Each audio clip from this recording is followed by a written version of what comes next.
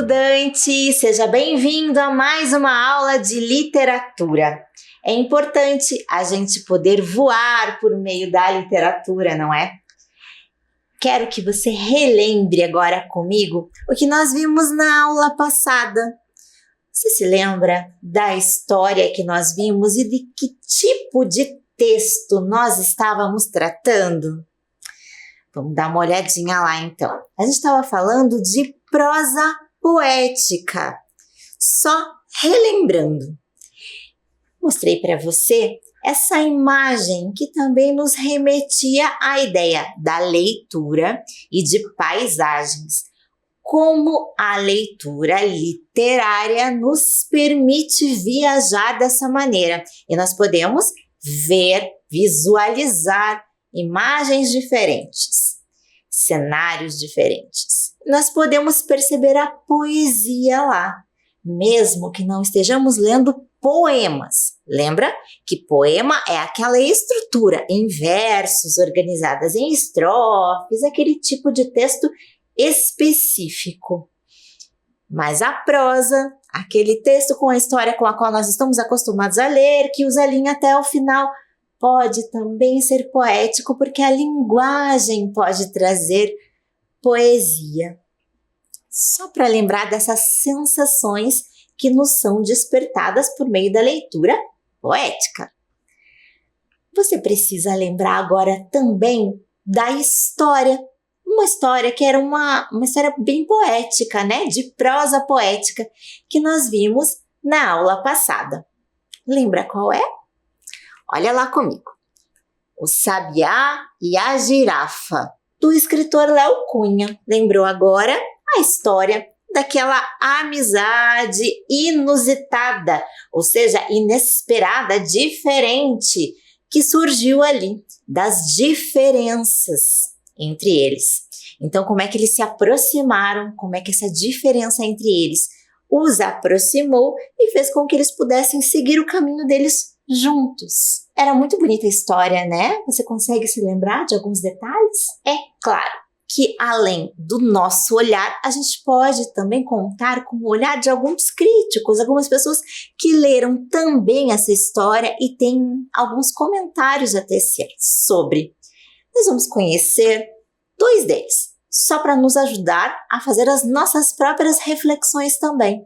Então, olhem lá comigo algumas palavras sobre o Sabiá e a Girafa. Esta fábula é contada num texto muito trabalhado em que as frequentes aliterações exibem a sonoridade do idioma e estimulam o leitor a brincar com as palavras. Quem disse isso foi Laura Sandrone no jornal O Globo. Olha que importante essa mensagem que ela traz sobre este livro, sobre essa história que nós lemos. Ela está mostrando aqui que neste texto há o uso de aliterações, sabe aquele jogo com as palavras que a gente vê do sabiá, sabia, assobiar, aquela noção de sonoridade também das palavras. Nós vimos muitas brincadeiras com as palavras que foram feitas também nessa história, que a tornam ainda mais interessante, não é? A gente também pode ver, então, essa brincadeira com as palavras para construir o sentido. Então, a história pode ser contada de diferentes maneiras, usando essas brincadeiras, usando essa sonoridade, usando rimas também, se constrói essa mensagem poética ainda mais bonita. Mas a gente também pode ver que não foi só aqui no Brasil que teve essa repercussão positiva dessa obra do Léo Cunha.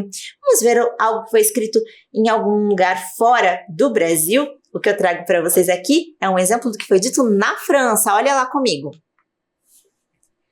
Belo texto de Léo Cunha, ilustrado por Graça Lima. O charme deste livro vem de um certo ritmo, onde a língua falada vira escritura poética, cheia de graça, onde o falar mineiro permite jogos de palavras, nos quais Léo Cunha é excelente.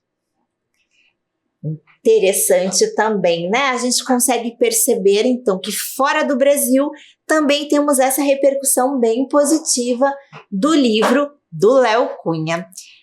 Aqui também trouxe aquela importante contribuição da Graça Lima nas ilustrações. Nós vimos isso também na aula passada, vocês se lembram? Que a gente percebeu como as imagens ajudam a construir o sentido, como é importante a gente ler as imagens também. Elas são essenciais para a produção de sentido. Então, como elas casaram muito bem com o texto, com esse lindo texto, né, poético, fica melhor ainda de a gente entender e fica ainda mais bonita a mensagem transmitida. Importante para a gente ver também como a língua pode ser usada de diferentes maneiras. Aqui, a riqueza está na linguagem poética. Vamos retomar, então, já que eu falei das imagens, vamos olhar de novo para elas, assim a gente consegue até remontar um pouco da história por meio só das imagens? Você me ajuda? Vamos olhar lá. Olha as imagens que eu trago para vocês. Do sabiá. Lembra em que momento a gente está revivendo agora? Essa parte em que o sabiá, ele tinha vontade de quê, gente? Ele queria voar, mas ele não conseguia voar. Então ele tentava, caía. Não conseguia o sabiá. Tentava, pulava, caía, tentava, caía. Sabiá na bacia. Lembra bem desse trecho? A gente já até sabia que o desejo do sabiá era voar e ele não conseguia. Mas tinha algo que ele fazia muito bem. Você se lembra? Vamos relembrar tudo. Ele sabia cantar. Do, ré, mi, fá, vá, macio, né? No galho ou no ar, seu desejo de voar. Lembra disso? Era isso que ele fazia de tão bonito. Mas a voar, ele não conseguia. Vou continuar lendo as imagens para saber um pouquinho mais, porque além do sabiá, nós tínhamos outra personagem importante. Lembra dela? Da girafa. Vamos relembrar então. Aqui a gente tem a girafa que estava observando, lembra que ela caminhava, observava lá do alto a cidade, mas choramingava, porque a muda queria mudar, não o mundo, mas a vida. Lembra bem? Ela queria cantar, esse era o desejo dela, mas ela não podia, ela só observava do alto. Então ela via o que o sabiá não conseguia ver e ele cantava como ela não conseguia cantar. E a gente sabe que esses desejos acabaram os aproximando muito e foi importante para essa amizade tão bonita construída lá no final. Então, o momento do encontro, por acaso, se deu o encontro, lembram disso? A gente vê aqui nessas imagens também, que a gente tem o momento em que o sabiá caiu de cabeça na cabeça da girafa. Ele se assustou, lembra? No primeiro momento, mas depois eles se acostumaram. E o que foi lindo de perceber foi o momento em que ele ficou admirado por tudo que ele podia ver. A cada girada de pescoço da girafa, um mundo novo aparecia para o sabiá. Tão feliz ele ficou que começou a cantar. E isso desfez a cara amarrada da girafa, né? Que fez da cabeça dela moradia para o sabiá. E os dois puderam seguir o caminho juntos. Uma amizade muito bonita que foi construída. Agora que você já conseguiu, por meio das imagens, lembrar de toda aquela história, vamos olhar o que tem de poesia, o que tem de poético na linguagem. Vamos ver alguns trechinhos, olha lá. Vivia a assobiar seu apetite, comer o ar, caber no ar. Para lembrar como o sabiá manifestava seu desejo. né? Ele assobiava, né? Sua vontade de voar. Outra imagem bonita também do sonho, do desejo, dessa vontade do sabiá era de ter as asas arranhando a barriga das nuvens, voos atravessando a manhã vazia. Importante a gente conseguir construir essa imagem mental. A gente tem algumas ilustrações que nos auxiliam, mas a gente também consegue construir as nossas próprias imagens. Outra brincadeira de palavras que nos ajuda a lembrar agora da girafa é sobre o desejo de mudar. E olha a brincadeira que se faz. A muda queria mudar, não o mundo, mas a vida. E outra brincadeira de palavras também evidente ali é queria enganar o silêncio que esganava a garganta.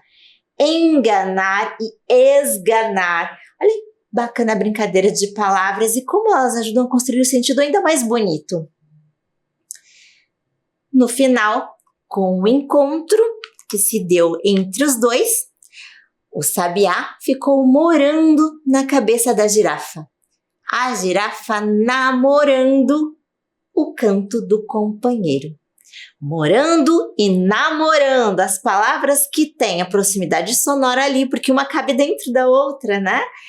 Permitem também que o sentido fique ainda mais interessante, a exploração do uso da linguagem para construir essa imagem bonita que a gente tem da amizade que foi construída pelos dois. Então a gente tem alguns temas fortes aqui bem trabalhados neste texto. Desejos e limites, porque a gente sabe que o sabiá não conseguia voar e a girafa não podia cantar, mas cada um tinha o seu desejo. Depois falou da convivência, eles são muito diferentes, mas se complementaram, que é o que diz ali. Seres díspares, muito distantes e bem diferentes, acabaram se completando. E a superação de dificuldade através de uma ajuda mútua. Um ajudou o outro e com isso eles puderam superar as suas dificuldades, os seus problemas e conseguiram seguir o seu caminho. A história dos dois continua, né? Sem plateia nem juiz, depois do final feliz. Agora, estudante, inspirado nessa história aqui, nessa prosa poética que a gente relembrou, eu vou te fazer um convite para perceber onde mais a gente encontra a poesia. Vamos só retomar. Afinal, o que é poesia? Eu vou te trazer uma definição para ajudá-lo a pensar poeticamente agora. Veja lá comigo. Para o poeta norte-americano Ezra Pound, fazer poesia é carregar a linguagem de significado, jogando com a música, a visualidade e o significado das palavras. Veja que interessante. A gente vai perceber como se pode fazer esses jogos sonoros, a gente vai pensar nos sons que as palavras transmitem também, que trazem essa musicalidade, também esse é o princípio das letras de música, né, que precisam ter a musicalidade para compor o seu sentido, e como que as palavras podem se combinar entre si. Se elas vão suscitar aquelas emoções, vão trazer à tona algumas emoções. A gente viu que uma paisagem pode trazer uma emoção e pode ser poética. A gente viu poesia em muitos lugares. Então, agora eu vou te pedir para ver um pouquinho mais de poesia na poesia. Olha lá como é que aparece. Vendo poesia. Para quem gosta, poesia nada custa. Poesia nada gasta, bastam os olhos da cara. Olha que interessante essa composição. E a gente tem que se ater ao significado também, que era o que estava na definição que a gente acabou de ver. Então, vendo poesia, a gente pode estar relacionado a ver, de olhar a poesia, e a gente pode ver de vender. Nesse caso, parece de vender, tá parecido com um classificado circulado ali, né? Então, se está para vender, tem um custo. Está dizendo que a poesia não custa nada, mas bastam os olhos da cara. E essa expressão, olhos da cara, não estão relacionados a custar muito caro? É muito caro, mas sem precisar gastar. Interessante, né? Olha como joga com os significados, com os sentidos todos. É bacana a gente poder ver tudo isso. Tem mais um exemplo aqui em que a gente pode associar a imagem também à mensagem que está ali. Olha comigo. Proibido estacionar na poesia. Para onde foram aqueles ex que estavam ali? Eles foram para a placa do proibido, que é com a letra E. Que bacana, que interessante a gente ver essa construção. Legal, né? Esses também são poemas do Léo Cunha, que a gente já está estudando. E então, eu quero te convidar a perceber, a enxergar poesia em outras situações. Para isso eu trouxe um depoimento bem bonito. Acompanha comigo. Poesia para mim é uma forma de enxergar a vida.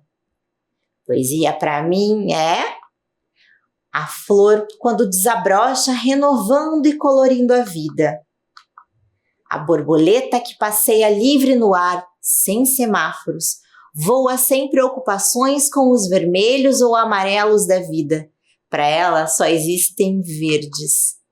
Poesia é perceber o mundo com os olhos do coração. Poesia é emocionar-se. Pode estar em uma frase de um livro, na cena de um filme, na música de uma propaganda. Poesia é sentir seu olhar brilhar. É quando alimenta a alma e aquece o coração. Poesia está nos olhos de quem a vê. Pode ser para mim e não ser para você. Que bonito, né? É muito poética essa definição de poesia da professora Dayana, que também compartilha com a gente esses momentos de literatura. Linda mensagem dessa linda professora também, não é? E eu te convido para, junto com ela e comigo, fazer esse exercício de enxergar a poesia. Nem sempre a vida é fácil. Nós estamos vivendo um momento muito difícil, por sinal.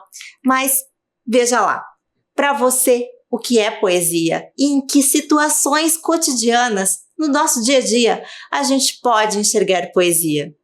Vista-se de poesia e continue lendo literatura. Então, agora vamos ouvir um pouco mais de prosa poética.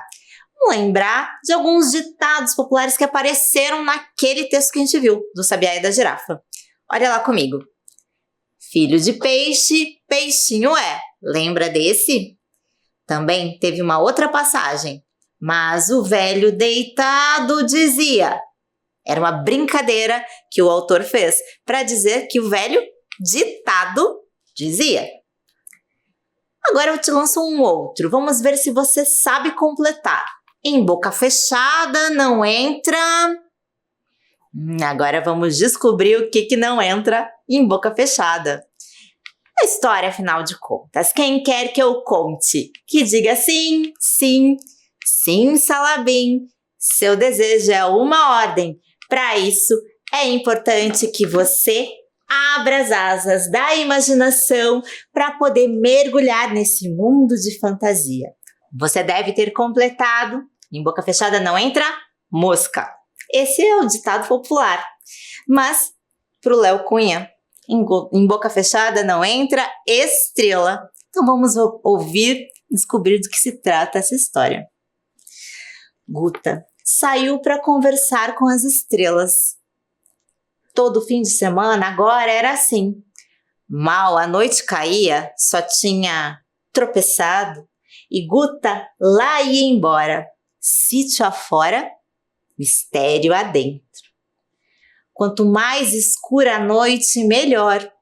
Assim, as estrelas desciam mais baixo e mais queriam descer.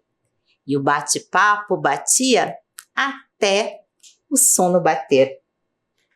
Os pais se enchiam de ais. O pai roía a unha, a mãe mordia a fronha. Aonde vai essa menina? De novo com essa conversa de conversar com as estrelas? Não aprendeu na escola que elas vivem longe demais? Há séculos de anos-luz? Tinha aprendido sim, sabia tudo, tintim por tintim.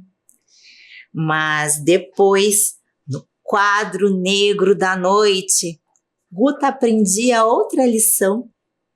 É que as estrelas desciam, voando em sua direção. Chegavam bem perto, a 1 metro, um segundinho-luz. Semana passada, uma quase pousou no seu ombro. A família ficava uma pilha. O pai preparava um calmante. A mãe não parava um instante. Filha, toma cuidado com as criaturas da noite. É cobra venenosa, barata pegajosa, coruja metida à prosa. É tatu mal-assombrado, sapo desencantado, coiote enluarado. Mas Guta, de tão estrelada, não via perigo em nada. Nunca via aquelas criaturas nas suas andanças escuras. Só via mesmo as estrelas e não se cansava de vê-las.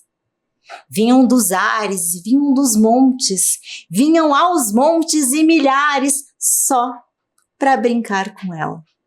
Eram suas convidadas, suas confidentes. Guta contava histórias e inventava segredos, desfiava memórias e desafiava seus medos. E falava até cansar que estrela é bicho calado e gosta de escutar. Biruta, Guta biruta. O pai pensou em mandá-la para o hospício. A mãe achava a cura difícil. Essa menina vive no mundo da lua. Pior, no mundo das estrelas. Não vê os habitantes arrepiantes da noite? Os morcegos e os Dráculas, os mancebos e os crápulas.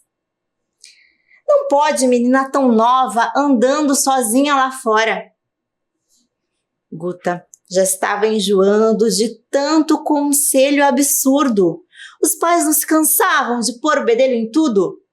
Os dois mais pareciam agulha emperrada, repetindo os mesmos discos e riscos da noite calada.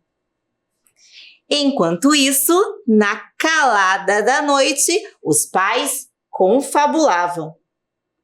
Guta fica vendo estrelas a um palmo do nariz e acha que as noites são belas e acha que é feliz. Não vê as dezenas de perigos, as centenas de inimigos, os problemas infinitos. Resolveram proibir a menina de passear à noite no breu. Assim, talvez entendesse que estrela só existe no céu. Guta ficou trancada no quarto, fazendo sala para o lamento. O sítio lá fora, ela cá dentro. Ficou chorando num canto, num tanto de saudade. Já estava ficando tarde. As amigas deviam estar descendo, ela tinha que fugir. Fugiu. Quando o pai viu o quarto vazio, sua barriga sentiu um frio. Meu Deus, a Guta sumiu. A mãe não acreditava. Os dois deram pulos de raiva, ficaram fulos da vida. Só viram uma saída. Sair atrás da fugida. Sítio afora, receio adentro, pro meio da escuridão. O pai com pistola e facão, a mãe com um terço na mão. Nunca vi noite tão escura. Como a Guta foi fazer essa loucura? Não sei, mulher. Procura. Guta já estava bem longe, nem ela sabia onde. Estava para lá da fazenda, estava para lá de feliz. A noite era toda sua, vazia de lua, cheinha de estrelas. Os pais continuavam a busca, saltando de susto em susto.